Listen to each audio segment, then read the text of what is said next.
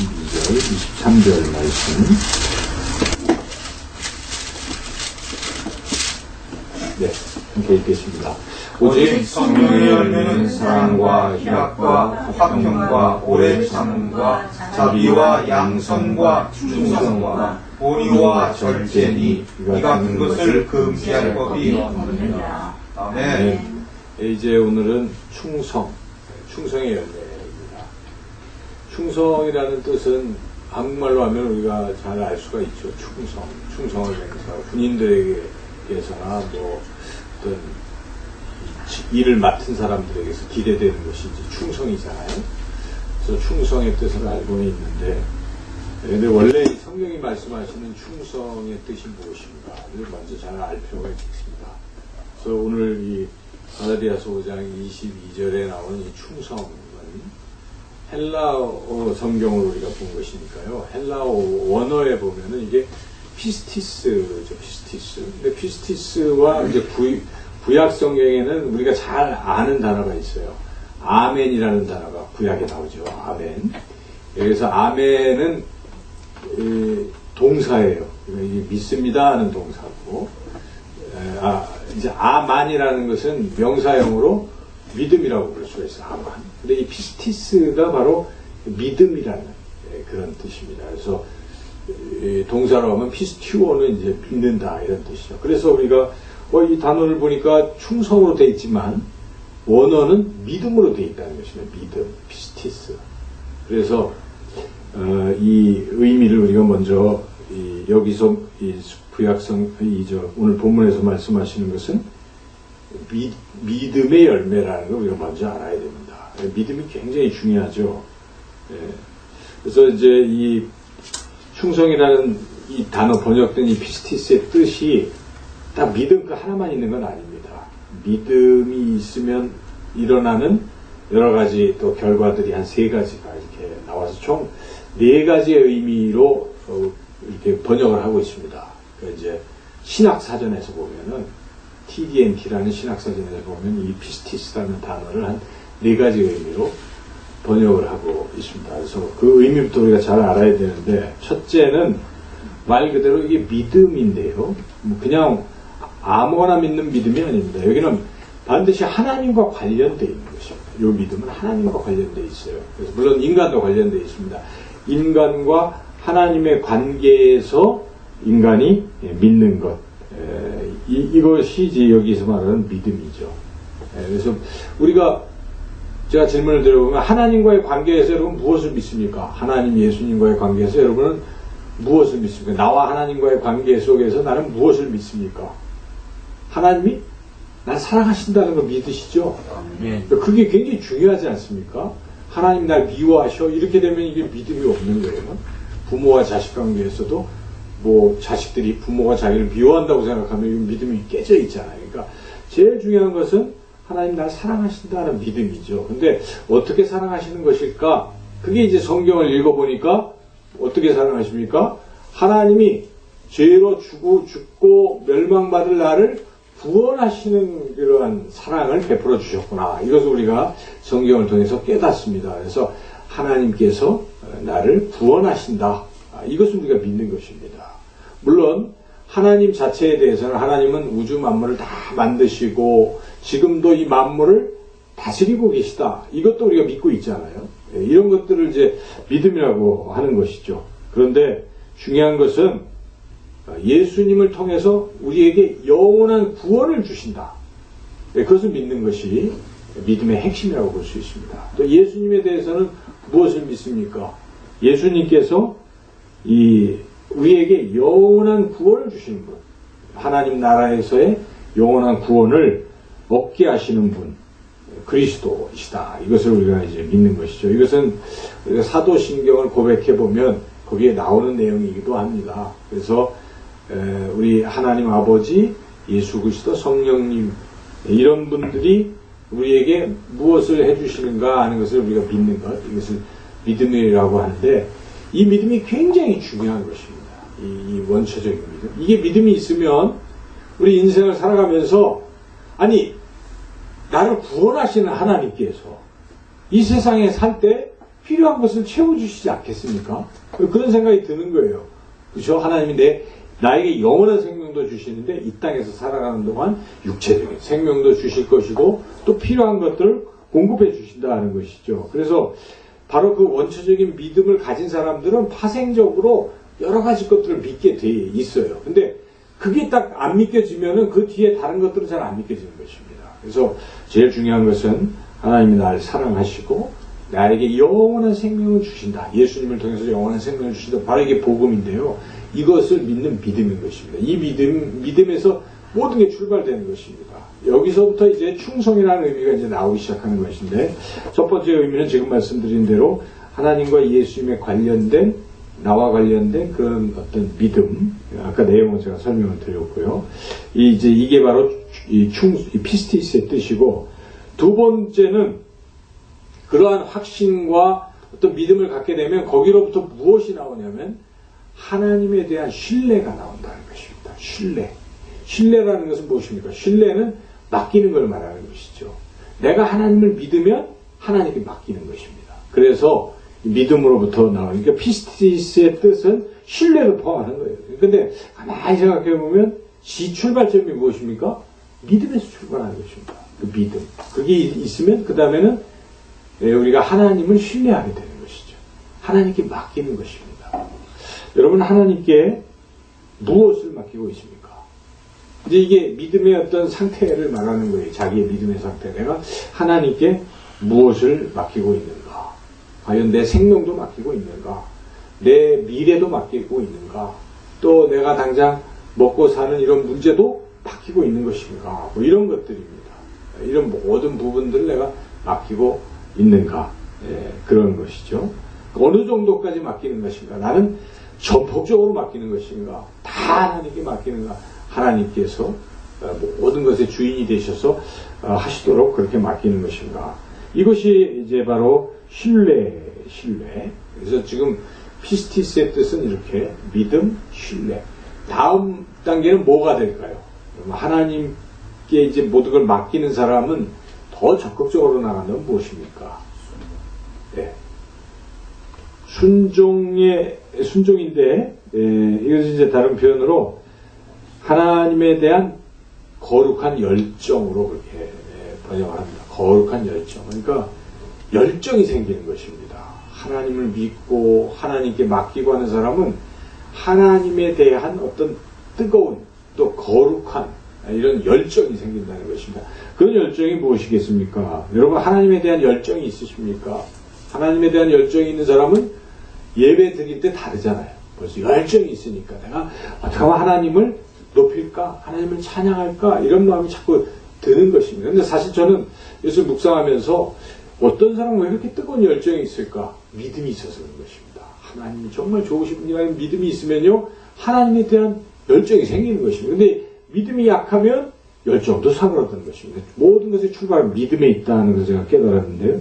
그래서 우리가 이런 예배에 대한 열정, 그리고 이런 열정도 있을 것입니다. 내가 어찌하면 하나님을 기쁘시게 할까 하는 그런 열정. 내가 무엇으로 하나님을 기쁘게 할까? 열정들이 막 자꾸 생기는 것입니다. 이런 것들. 이게 다 믿음에서 출발. 그 다음에 다음 단계는 하나님께서 내게 주신 사명에 대한 또 뜨거운 열정이 또 생긴다는 것이죠. 그리고 아까 기도했지만은 하나님을 닮아가려는 열정도 생기는 것입니다. 이러한 열정들은 결국 믿음에서 출발하는 것입니다. 확신과 믿음으로부터 이런 것들이 나온다는 것이죠. 그 다음에 이제 마지막 네 번째는 아까 순종도 포함되는 것인데요. 이게 바로 이제 하나님에 대한 충성이 나타난다는 것입니다. 그래서 우리가 피스티스를 우리 성경에서는 충성으로 그렇게 번역을 하고 있는데, 영어로 하면 이게 faithfulness. 원래 faith가 믿음인데, faithfulness에서 이거는 신실함으로 우리는 또 번역도 하죠. 변함없는 신실함.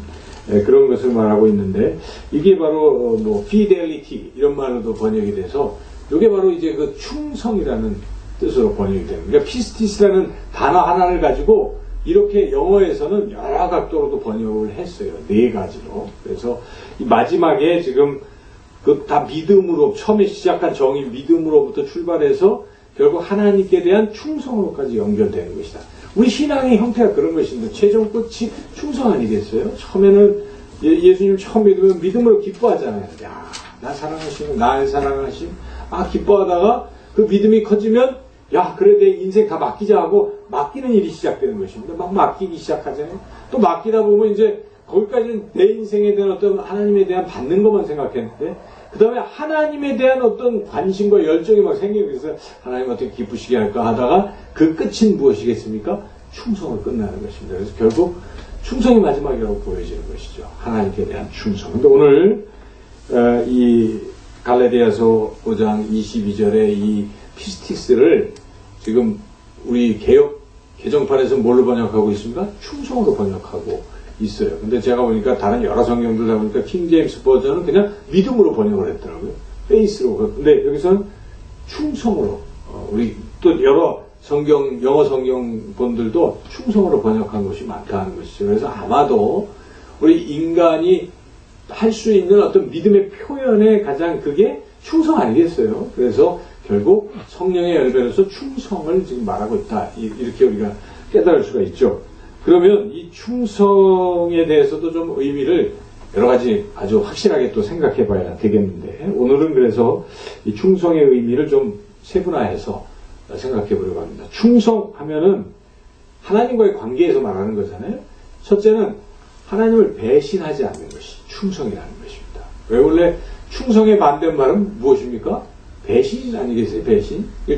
충성하는데 어떤 사람은 뭐 하나님에 대한 반역으로도 표현이 돼 있어요. 성경에 반역 또는 배신 이런 걸 말하겠어요. 그래서 충성은 하나님을 배신하지 않는 것입니다. 제가 성경에 어떤 사람들이 하나님을 배신하지 않았을까 생각해 보니까 다니엘과 세 친구가 정말 그랬어요. 다니엘과 세 친구는 먹는 것 갖고도 하나님을 배신하지 않았습니다. 배신하지 않았고 그렇게 출발하더니 이 다니엘은 어땠습니까? 야, 하나님께 기도하면 다 사자굴에 집어넣겠어 이렇게 얘기하는데 사자굴에 넣는 게 겁이 나서 하나님을 배신하지 않았습니다. 사자굴에 갈지라도 다니엘이 뭐 했습니까? 어김없이 하루 3차례 하나님께 기도한 것입니다. 결국 사자굴에 갇혔지만 하나님이 머리털 끄다가 상처 아니하도록 보호해 주신 것이죠. 그게 이제 충성이에요. 하나님을 배신하지 않는 것입니다. 목숨이 아까워서 배신하는 이런 것이 아니죠. 우리가 순교자들이 끝까지 하나님 배신하지 않지 않습니까? 그런 걸 말합니다. 세 친구들도 마찬가지 아닙니까? 세 친구는 이 느부갓네살이 금신상 만들어 놓고 여기다가 절하면 살려주고 절하지 아니하면 풀무불에 던진다 했는데 세 친구는 그리 아니하실지라도 여하튼 우리는 하나님을 배신할 수가 없다 이겁니다. 그래서 그냥 절하지 않았어요. 그래서 풀무불에 던졌는데 웬걸? 역시 머리털 하나 상처 던진 사람만 불타 죽고 살아난 거 아니겠습니까? 그런 것들이 이 충성이라는 것입니다. 배신하지 않는 것. 두 번째는 참 중요한 것인데 약속을 지키는 걸 말합니다. 하나님과 약속을 지키는 것을 충성이라고 합니다. 그러니까 원래 하나님이 그러신 분이거든요. 신실하신 하나님이라고 할 때 다른 뜻이 아니라 하나님은 약속을 지키시는 분이라고 할 때 신실하시다는 이 충성이라는 단어를 쓰는 것이죠. 그래서 하나님께서는 한번 약속한 것은 절대로 변개하시지 않습니다. 변개하시지 않고 결국 지키시는 것입니다. 이스라엘 백성이 아무리 죄를 져도 하나님 택한 백성이니까 구원하시는 것이죠. 우리에게 예수 그리스도를 통해서 구원하신 이 약속은 결코 변치 않는 것이죠. 그러니까 하나님은 한번 말씀하신 것, 입으로 하신 것은 끝까지 그 언약을 반드시 지키시는 분이시죠. 그래서 신명기 7장 9절에 이렇게 말씀하고 그런즉 너는 알라 오직 네 하나님 여호와는 하나님이시요 신실하신 하나님이시라. 그를 사랑하고 그의 계명을 지키는 자에게는 천대까지 그의 언약을 이행하시며 인애를 베푸시되 언약을 지키시는 이런 하나님이시라는 것이. 그래서 하나님이 이렇게 신실하기 때문에 우리에게도 그런 신실함을 원하시는데 그래서 하나님이 우리에게 약속하시고 또 어떤 사명을 이렇게 일단 주시잖아요. 그런데 인간편에서 하나님께 내게 맡기신 이 사명을 내가 잘 끝까지 감당하는 것, 그것이 충성이라는 것이죠. 그래서 성경의 대표적인 분이 모세입니다. 모세는 하나님을 이제 만나서 80세부터 시작을 해서 하나님께서 내 백성을 애굽에서 이제 건져서 이렇게 구원하라. 이제 이렇게 이 신의 산, 너를 만난 이 호렙산까지 인도하라. 이렇게 이제 하나님께서 그 사명을 주셨는데 모세가 80세부터 120세까지 변함없이 끝까지 그 사명을 감당했다는 것이죠. 이것을 충성이라고 하는 거예요. 그래서 성경은 모세가 충성이 뛰어나다라고 그렇게 증언하고 있습니다. 민수기 12장 7절에 내 종 모세와는 그렇지 않니 그는 내 온 집에 충성함이라. 그래서 모세와는 대면에서 말씀하신 대로 충성되기 때문에 그때 충성이라는 단어를 썼고요. 이것을 히브리 기자가 똑같은 내용을 이렇게 말씀하고 히브리서 3장 2절에 그는 자기를 세우신 이에게 신실하시기를 모세가 하나님의 온 집에서 한 것과 같이 하셨으니 이것은 예수님의 신실성을 얘기할 때 모세와 비교한 거예요. 모세가 온 집에 그렇게 신실하게 그 하나님의 집의 종으로서 신실하게 충성을 했다는 것을 성경은 증언하고 있죠. 그러니까 충성이라는 단어는 하나님께서 내게 주신 어떤 사명, 일종의 약속이죠. 사명을 감당하라 하겠습니다 한 것이기 때문에 그것을 끝까지 지키는 것. 가장 대표적인 신약의 인물은 누구겠습니까? 사도 바울입니다. 저는 사도 바울을 보면서 처음에는 잘 몰라가지고 예수님 믿는 사람은 핍박하다가 일단 알고 난 뒤부터는요, 사도 바울은 성경을 보면 한 번도 그 사명을 저버린 적이 없습니다. 주 예수께 받은 사명, 그 다메섹 도상에서 너는 이방인을 위한 내 종이 되리라 이렇게 약속하시고 그렇게 되라고 사명을 주셨는데 그 받은 사명을 끝까지 목숨 걸고 다 하지 않습니까? 그래서 디모데후서 4장에 가면 4장 8절에 바울이 죽기 전에 내게 주신 그 사명을 내가 믿음을 끝까지 지켰으니 그때의 그 믿음이라는 것이 그 충성을 말하는 것이죠. 그래서 바울은 그렇게 끝까지 충성을 다했다는 것이죠. 누구보다도 그렇게 사명을 끝까지 감당하신 분은 바로 예수님이시죠. 예수님은 이 땅에 보내신 받을 때 사명이 있었잖아요. 십자가를 지시고 온 인류를 구원하신 사명을 끝까지. 그래서 우리 예수님은 죽기까지 순종하시고 충성을 다했다 하는 것이죠. 이제 세 번째 충성이라는 것은 사명을 이제 감당하는 것뿐만 아니라 하나님이 수시로 말씀하시는 것마다 변함없이 순종하는 것을 말하는 것입니다. 이게 어찌 보면 충성의 끝이라고 보여집니다. 한 번 순종이 아니라 끝까지 변함없이 순종하는 것. 가장 대표적인 사람은 아브라함인 것 같습니다. 아브라함은 우리가 믿음의 조상이지만 또 순종이 하면 아브라함은 이삭을 바치는 것은 끝까지, 그죠? 잘 순종하다가 이삭, 내 아들 하나님이 약속하신 이삭을 또 바치라고 하시면 이상하잖아 하고 거기서 나는 이거는 안 돼 이런 게 아니라 아브라함은 독자까지도 바쳤어요. 그래서 내가 드디어 내 믿음을 보았다, 내 순종을 보았다 이렇게 하나님이 말씀하신 것이죠. 그래서 충성의 끝은 아브라함에게서 나타나는 것 같이 변함없이 순종하는 것이다. 이제 순종의 정의를 우리가 알 수가 있어요. 믿음으로부터 출발한 순종, 이전 충성, 이런 충성을 우리가 해야 되는데, 그런데 성경은 안타깝게도 세상에는 충성된 자가 많지 않다라고 그렇게 증언하고 있습니다. 잠언 20장 6절 찾아보니까 이런 말씀이 있습니다.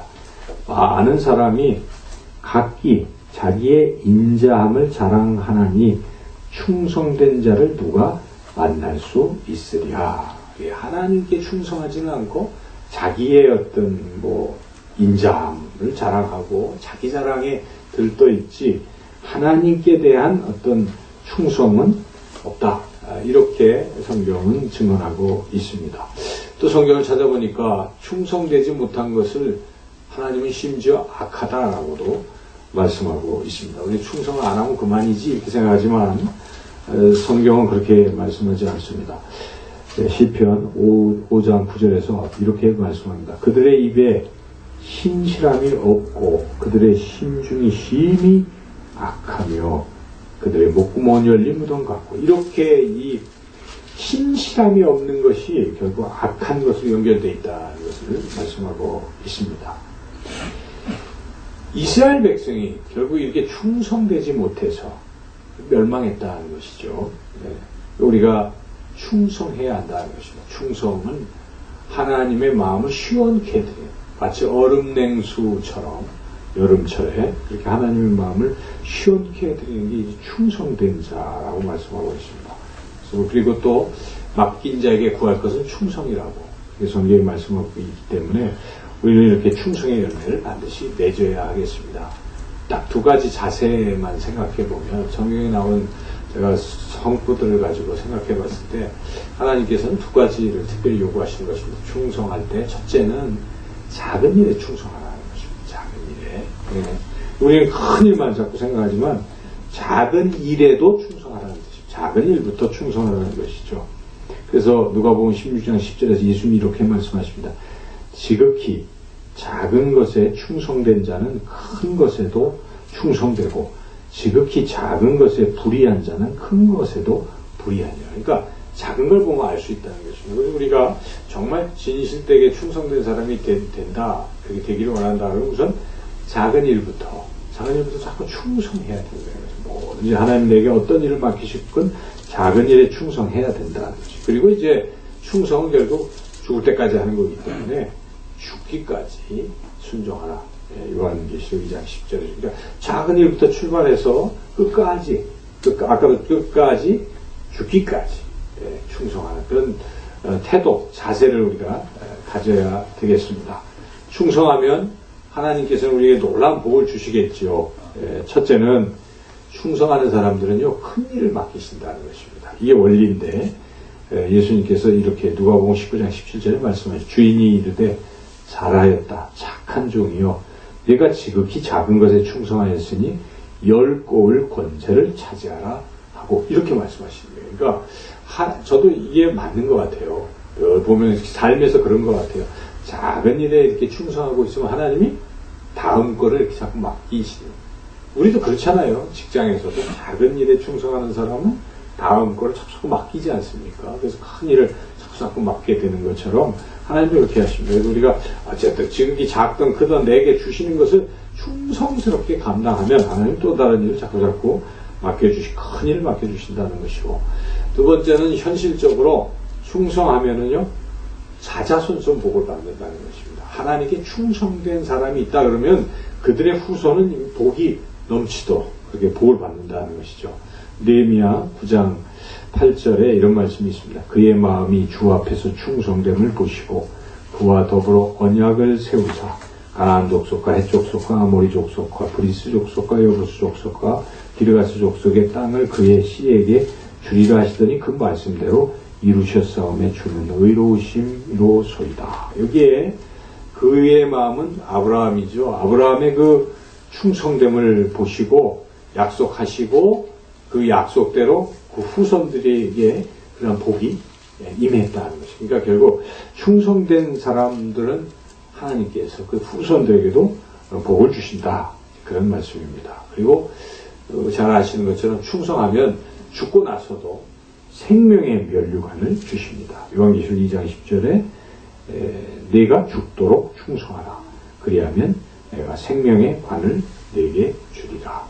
그래서 우리가 오늘 말씀을 통해서 충성을 하나님 기뻐하시는 것이고 내가 정말 충성을 다해야 되겠다 이런 마음들을 하나님 주셨을 줄로 믿습니다.